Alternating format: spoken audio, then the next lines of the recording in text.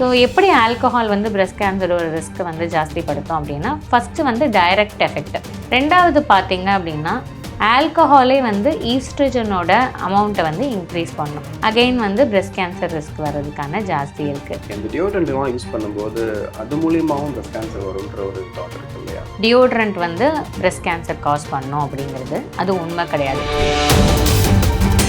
நம்ம இப்போது இந்தியாவில் அதிகமாக மார்பக புற்றுநோய் அதிகமாக இருக்கின்ற செய்தியை பார்க்குறோம். ஸோ பிரஸ்ட் கேன்சர் பொறுத்த வரைக்கும் இதுதான் ஒரு பர்டிகுலர் காரணம் இல்லை. நிறைய ஃபேக்டர்ஸ் எல்லாமே சேர்ந்து தான் வந்து பிரஸ்ட் கேன்சர் டெவலப் பண்ணுறதுக்கு ஒரு ரீசனாக இருக்குது. ஸோ பிரஸ்ட் கேன்சருக்கு காமன் காஸ் அப்படின்னு பார்த்தீங்கன்னா ஃபஸ்ட்டு வந்து ஃபேமிலி ஹிஸ்ட்ரி ஒரு காமனாக எடுத்துக்கலாம். பட் அது வந்து ஒரு 10-15% தான் ஜெனட்டிக்கலாவோ இல்லை ஃபேமிலி ஹிஸ்ட்ரி இருக்கவங்களுக்கோ வர்றதுக்கான ரிஸ்க் இருக்குது. ஒரு பெண்ணுக்கு வந்து 30 வயசுக்கு மேலே குழந்தை பிறந்தாலோ இல்லை குழந்தையே பிறக்கலை அப்படின்னாலுமே அவங்களுக்கு ஈஸ்ட்ரோஜன் எக்ஸ்போஷர் அதிகமாக இருக்கும். ஸோ வயசு அதிகமாக ஆக விமனுக்கு வந்து பிரஸ்ட் கேன்சருக்கான ரிஸ்க்கு ஜாஸ்தியாக இருக்குது. ஃபார் எக்ஸாம்பிள் பார்த்தீங்கன்னா 40-50 வயசு இருக்கவங்களுக்கு 65 ஒருத்தருக்கு வர்றதுக்கான அவங்களோட லைஃப் டைமில் வர்றதுக்கான ரிஸ்க்கு ஜாஸ்தியாக இருக்குது.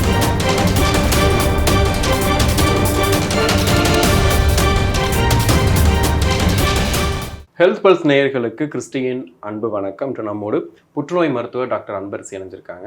வணக்கம் மேம். வணக்கம். எப்படி இருக்கீங்க மேம்? நல்லா இருக்கேன் மேம். இப்போது இந்தியாவில் அதிகமாக மார்பக புற்றுநோய் அதிகமாக இருக்கின்ற செய்தியை பார்க்குறோம். அதுவும் இனி வரும் காலங்களில் இன்னும் அதிகமாகும், குறிப்பாக இளம் வயது பெண்களுக்கு அதிகமாகுன்ற செய்தியும் பார்க்குறோம். என்ன காரணம்னு நினைக்கிறீங்க நீங்கள்? ஸோ இந்தியாவில் மட்டும் இல்லை, வேர்ல்டு லெவல்லையுமே வந்து மோஸ்ட் காமன் கேன்சர் அப்படின்னா பிரஸ்ட் கேன்சர் தான்.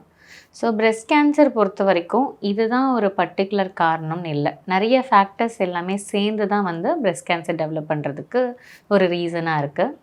இப்போ வந்து நம்ம ஏன் நிறைய பிரஸ்ட் கேன்சர் பார்க்குறோம் அப்படின்னா, ஒன்று நம்ம அவேர்னஸ், நிறைய நம்மளோட லைஃப் ஸ்டைல் ஃபேக்டர்ஸ் நிறைய சேஞ்ச் ஆனதும் ஒரு ரீசன்.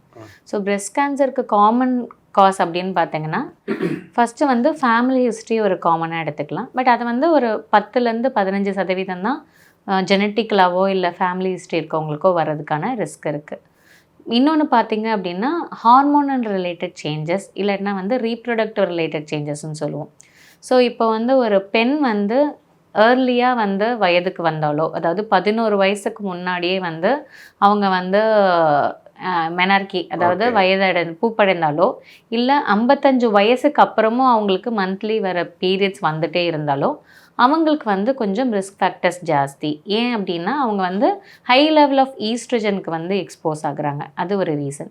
ரெண்டாவது, ஒரு பெண்ணுக்கு வந்து 30 வயசுக்கு மேலே குழந்தை பிறந்தாலோ இல்லை குழந்தையே பிறக்கலை அப்படின்னாலுமே அவங்களுக்கு ஈஸ்ட்ரோஜன் எக்ஸ்போஷர் அதிகமாக இருக்கும். ஸோ அவங்களுக்கு கொஞ்சம் ரிஸ்க் ஃபேக்டர்ஸ் ஜாஸ்தியாக இருக்கும். இன்னொன்று, தாய்ப்பால் கொடுக்காமல் இருக்கிறது. ஸோ தாய்ப்பால் கொடுக்காமல் இருக்கவங்களுக்குமே ஈஸ்ட்ரோஜன் வந்து அதிக அளவில் சுரக்கிறதுக்கு வாய்ப்பு இருக்குன்றனால தாய்ப்பால் ஒழுங்காக கொடுக்காததுனாலையும் இந்த காரணம் வரலாம்.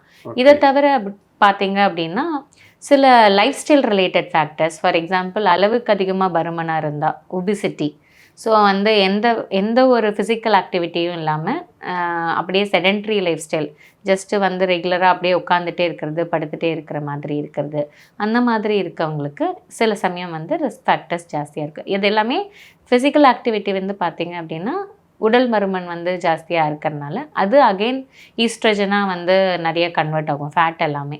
ஸோ அதெல்லாம் வந்து பிரஸ்ட் கேன்சர் வர்றதுக்கு ரீசன் இருக்குது. அது தவிர ஆண்களுக்கும் பிரஸ்ட் கேன்சர் வரும். ஸோ ஃபீமேலுக்கு மட்டும் கிடையாது, ஒவ்வொரு 100 பெண்கள் வர்றதுக்குமே பார்த்திங்க அப்படின்னா ஒரு ஆணுக்கு வர்றதுக்கும் வரும். அகைன் ஏஜ், ஸோ வயசு அதிகமாக ஆக விமனுக்கு வந்து பிரஸ்ட் கேன்சருக்கான ரிஸ்க்கு ஜாஸ்தியாக இருக்குது. ஃபார் எக்ஸாம்பிள் பார்த்திங்கன்னா 40-50 வயசு இருக்கவங்களுக்கு 65 ஒருத்தருக்கு வர்றதுக்கான அவங்களோட லைஃப் டைமில் வர்றதுக்கான ரிஸ்க்கு ஜாஸ்தியாக இருக்குது. அதே ஏஜ் ஜாஸ்தியாக அந்த 65 1ங்கிறது வந்து 40 1 அப்படிங்கிற மாதிரி ஜாஸ்தியாகும். ஓகே. இப்போ யூஸ்வலாக சொல்லுவாங்க ஆல்கஹால் குடிக்கும்போது எடுத்துக்கும் போது நமக்கு வந்துட்டு லங் கேன்சர் வரும், வாய் புற்றுநோய் வரும் அப்படின்றதெல்லாம் கேள்விப்பட்டிருக்கோம். ஆனால் அதை தாண்டி வந்து இப்போ அதுக்கும் மார்பக புற்றுநோய்க்கும் ஒரு தொடர்பு இருக்கதா பேசிகிட்டு இருக்காங்க. அது உண்மையா? அதுக்கும் ஒரு தொடர்பு இருக்கா? ஸோ ஆல்கஹால் அப்படிங்கிறது பார்த்திங்கன்னா குரூப் 1 கார்சினோஜன் சொல்லுவோம். ஸோ இப்போ வந்து நிறைய நம்ம பிரஸ்ட் கேன்சர்னு கண்டுபிடிச்சிட்ட வாட்டி ஃபஸ்ட்டு கேட்குற கொஸ்டின் வந்து பார்த்திங்கன்னா, என்ன ஃபுட்டு சாப்பிட்டா நமக்கு கேன்சர் வராது, என்ன ஃபுட்டு சாப்பிட்டா கேன்சர் வந்து வராமல் இருக்கிறத தடுக்கலாம் ஸோ அது வந்து ஃபுட்டுங்கிறது நார்மல். இது கார்சினோஜன் அப்படின்றதுனா சில பொருள் வந்து அந்த சப்ஸ்டன்சஸ் வந்து அந்த ஃபுட்டில் இருக்கிற போது கேன்சர் வந்து உருவாகும் அப்படிங்கிறது சொல்லுவோம்.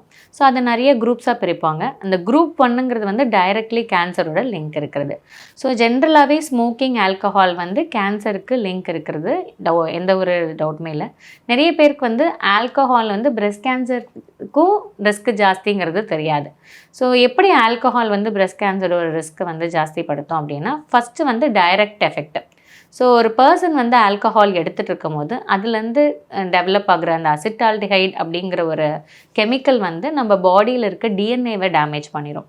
ஸோ ஜென்ரலாக நம்ம பாடியில் வந்து டிஎன்ஏ டேமேஜ் ஆச்சு அப்படின்னா, நம்ம பாடியில் ஏதாவது ஒரு செல்ஸ் வந்து ரிப்பேர் ஆனால் டிஎன்ஏ தான் வந்து அதை சரி பண்ணும். டிஎன்ஏ டேமேஜ் ஆயிடுச்சு அப்படின்னா அந்த ரிப்பேரை வந்து சரி பண்ண முடியாது.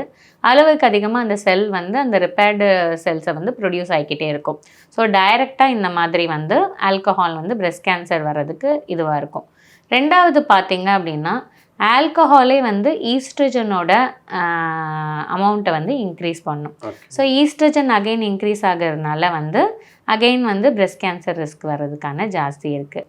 ஸோ அகெயின் ஆல்கஹால்னால வந்து பார்த்திங்க அப்படின்னா நிறைய பாடியில் இன்டைரக்டாக வந்து நிறைய சேஞ்சஸ் நடக்கும்.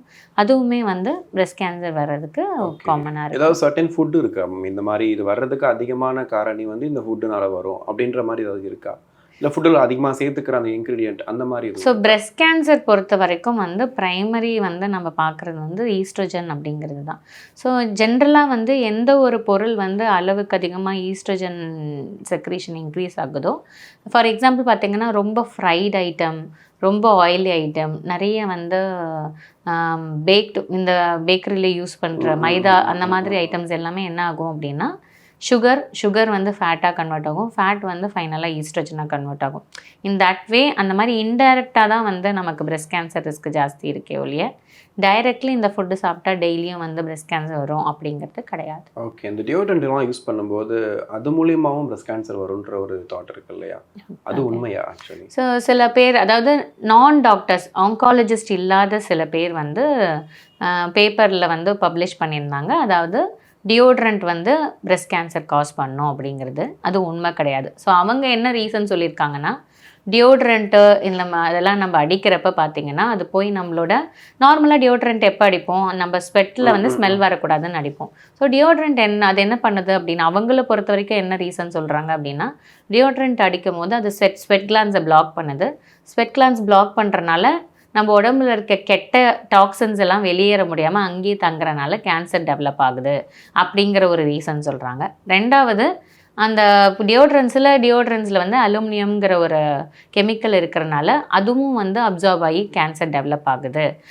அதனால தான் வந்து பிரெஸ்ட் கேன்சர் வந்து பார்த்திங்கன்னா, யூஸ்வலி பிரெஸ்ட் கேன்சர் மோஸ்ட் காமனாக வர இடம் அப்படின்னு பார்த்திங்கன்னா மேலே வெளியே அந்த அக்குள் பகுதிகள் தான் காமனாக வரும். ஸோ அதையும் ஒரு ரீசனாக கொண்டு வராங்க. இதெல்லாம் தான் வந்து டியோட்ரண்ட்டுக்கும் பிரெஸ்ட் கேன்சருக்கும் லிங்க் அப்படிங்கிறது.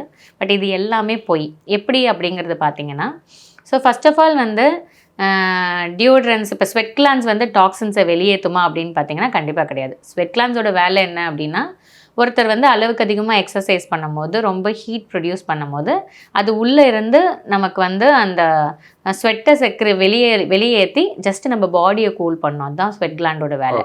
எந்த ஸ்வெட் கிளாண்டுமே நம்ம பாடியில் இருக்கிற கெட்ட டாக்ஸின்ஸையோ வெளியேற்றாது. ஸோ வந்து ஸ்வெட் கிளாண்ட் வந்து ஜஸ்ட் அது எப்போ ஸ்மெல் வரும் அப்படின்னா, நம்ம பாக்டீரியாவோட கலக்கிறனால தான் ஸ்மெல் வருமே வெளியே.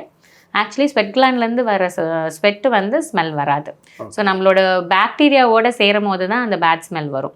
ஸோ ஃபர்ஸ்ட் ஆஃப் ஆல் வந்து ஸ்வெட் கிளாண்ட்ஸ் வந்து டாக்ஸின்ஸை ரிலீஸ் பண்ணாது. ரெண்டாவது, நம்ம வந்து லிம்ஃப் நோடுன்னு சொல்லுவோம். ஸோ அது எல்லாமே வந்து நம்ம டியோட்ரண்ட் அடிக்கிறப்ப அந்த அக்குளில் தான் இருக்குது.